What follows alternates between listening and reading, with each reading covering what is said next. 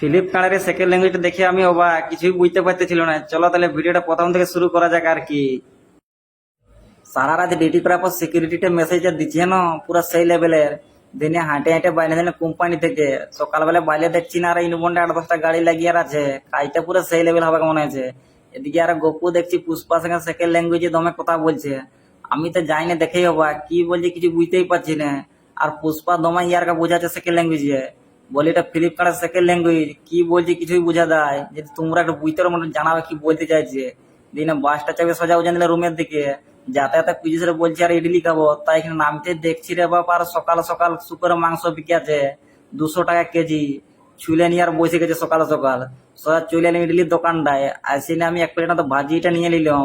রুমে আসিনি, হেঁচকে গেলাম, জলটা মুখটা ভালো করে ধুয়ে নিয়ে আর বসে গেলাম। তাল বড়াইলে পুরো সাঁটিয়ে দিলাম, দিয়ে নিয়ে দুপুরবেলা চানটা করে নিয়ে যে কাঁচিটা কালা জাল দিয়ে ভাতটা পুরো সাঁটিয়ে দিলাম। রাত্রের বেলা মেনু আজকে ডিমের ঝোল হবে, তা ডিম গুলা একটু ভাজা ভাজি করে দিলাম। দিনে ডিমের ঝোলটা দিয়ে ভাতটা পুরো সাইটে দিলাম। রাস্তাতে দাঁড়ায় আছি, বাস ভালছি ডিউটি যা বলে। তো দেখছি আজকে আর যিশু খ্রিস্টের ভজন হবে কে কিনে, তাই দমে লাইট দিয়ে সাজাইছে।